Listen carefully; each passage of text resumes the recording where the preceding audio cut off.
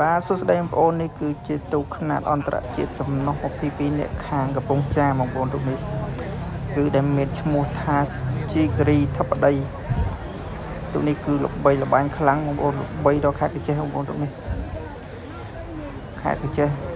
ក្មេងៗប៉ុណ្ណាក៏ស្គាល់ដែរទូកនេះគឺជីការីបងប្អូនជីការីមានច្រើនទូកប៉ុន្តែទូកនេះគឺល្បីជាងគេបងប្អូនមួយនេះទូកមួយដែលខ្ញុំបង្ហាញនេះគឺល្បីបងប្អូនឥឡូវសូមបងប្អូនទៅទស្សនាវីដេអូនៅលើទឹកហើយនឹងល្បឿនទូកជីការីនេះទាំងអស់គ្នាជាមួយខ្ញុំសូមអរគុណ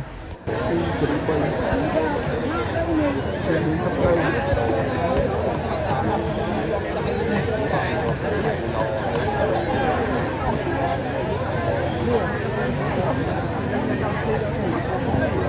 វត្តចាំទៅចាំ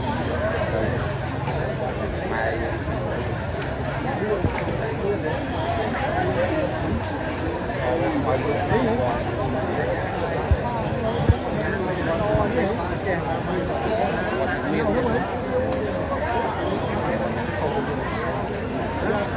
បាទជីពី3เราไม่จะอ้อมจะว่าอะไรอย่างคำถามเนี่ยผมจำเป็นอัน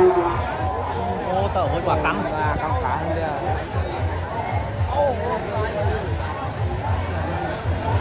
thế lâu đúng không? Ở lâu.